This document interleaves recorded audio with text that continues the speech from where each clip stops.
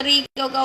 Yo! What's up mga guys? Ito pala yan yung live ko. Sa live ko sa ating live. Magandang umaga po. Dahil sa live ito, may sa dahil sa mga ito yung niya, live niya, sa kalisan niya, sikat na lang talaga siya. So, welcome to my vlog sa ating channel. Para ma-update kasi sa mga video. Sa Facebook lang yung live ko. Sana yun nag-join ko yung pag-live para masakarit talaga yung live ko. So, yung baka pa naman tayo nag-live. So, ito talaga yung live ko ha. Yung tawa na live ko kasi sumagot. Ganyan kasi yung live ko. And bino kong sabihin ay nag-live ko talaga ako kay Diwata Fire Super Road. So, kahapon talaga ay iba namang live ko. Marami namang yung live ko. Hindi naman na yung kanto. And naman sa ibang lugar yung live ko. Dito naman ako sa bahay. Palagi naman, minsan sa labas lang akong live. Pero, mas mabuti talaga microphone para marami ko i-live. Kasi mahirap na talaga kung isa lang yung live ko. So, ganun lang po yung sinasabi ko guys.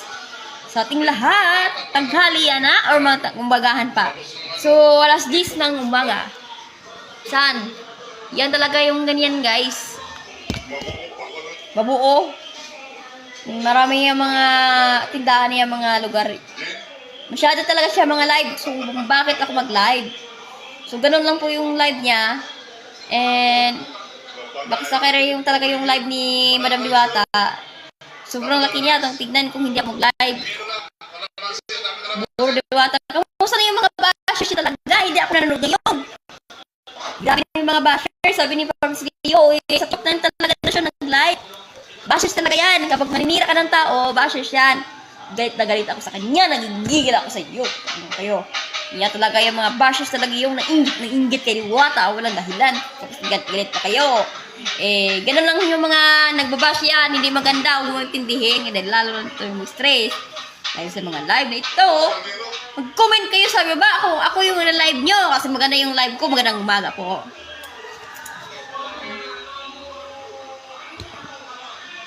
Yung taga saan siguro sila dapat nagtanong kayo kasi ako i-shout out yan.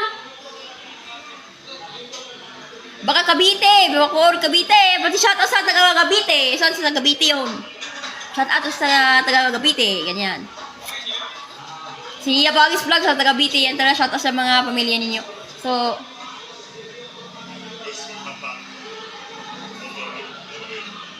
mga kapatid ni Diwata, pati shout out yan.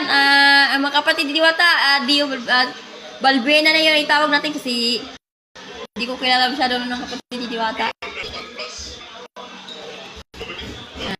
Si Dio na talaga ay shout ano lang. Nandun sa akin sa Ipakta. Ipakta.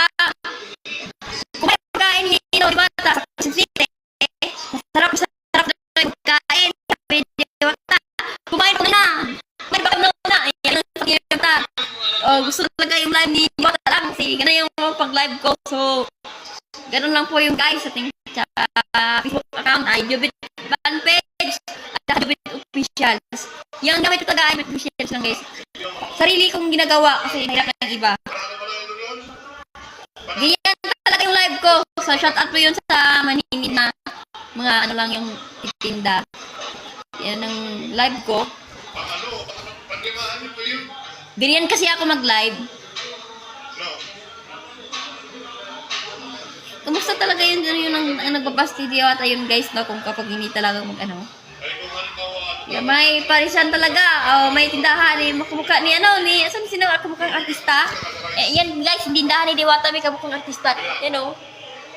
Pwede tatlo. Pag lumati na pwede kasi ras ka na dun sa kaso. Nakasombrero na yan yata. Ipakita yung mukha mo para ano. Yan. Ito siya, kamukha yung artista yun nakasombrero. Ganyan, ayan, Ay, kami napakita. Dito talaga kami siya, mabilis talaga siya ipakita video. Ganyan. Si ano yan, Ayaw mo mag-video. Hindi, bigay sa'yo. Ayaw mo mag-kape. Binigay na doon. Kape, gusto mo ano? Mag-kape ka. Kasi yung isa nawala naman yata. Eh, ito, kamukha ni Pacquiao. Oh. Yung panaloy, yung version pa ata, dahil tao sila. Ay, yun magpakita. Dapat ibalik ko, pero mahirap na. Kaya pala taba, ayaw ng buto. Gusto tama.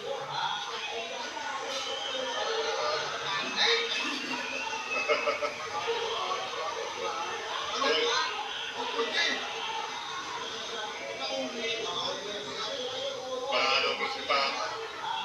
May crispy pata yata yung ginawa ni Madam Diwata. Sana kaya si Madam yan, di na napapakita. Baka may lakad yan. Or tulog.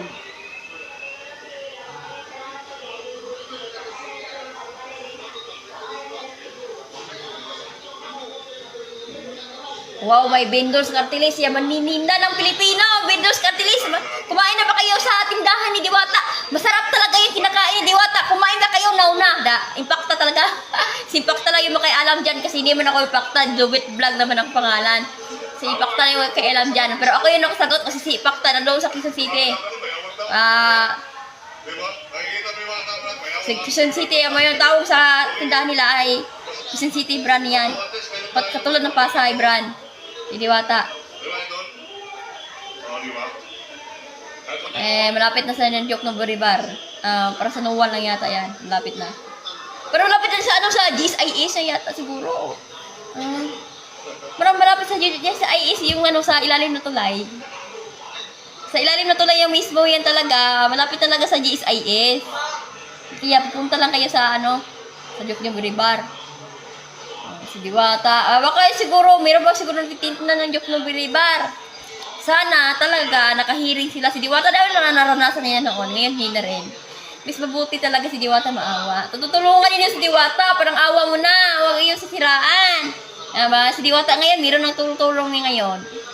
Kasi ganun lang yung mga guys sa mga bashers dugyot.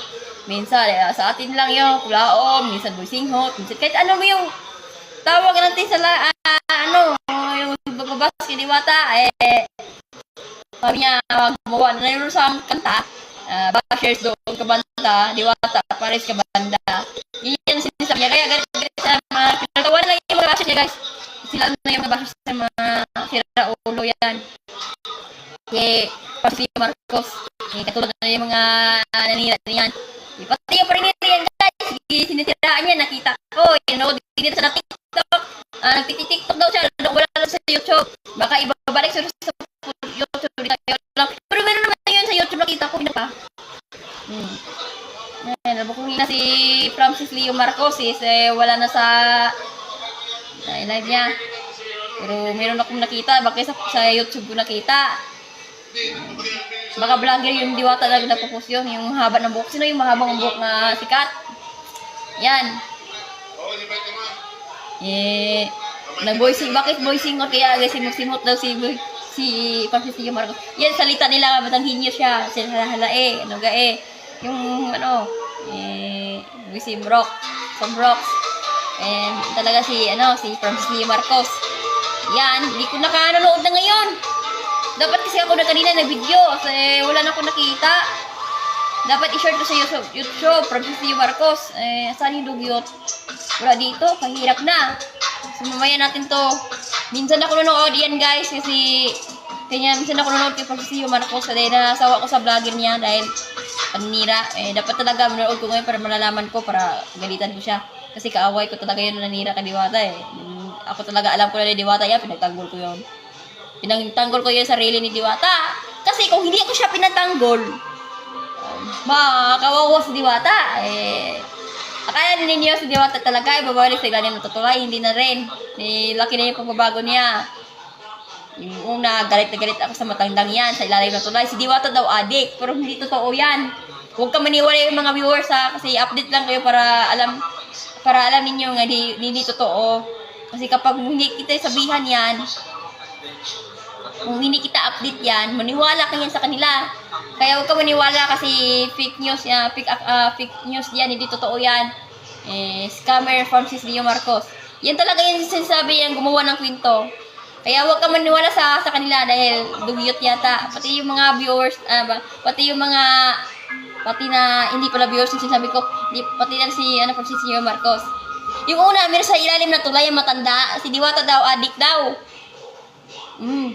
Huwag ka maniwala sa kanila, wala lang akong nakita sa YouTube, bis nakita ko sa Facebook. Sa Facebook mismo ako nakita sa matandaan niyan, sa ilalim na tutulay. Noon, hindi pa ngayon, noon pa rin baka niwan yung nakita ko.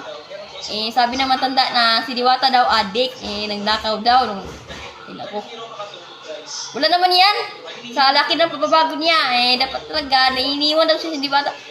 Hindi naman. Huwag ka maniwala sa kanila kasi yung mga viewers, mga bashers din talaga hindi totoo. Nang gumawa ng kwento yan. Bashers talaga si tatay. Matandang yan. Hindi naman kailangan yung mag-bashers kasi matanda na siya. Di ba?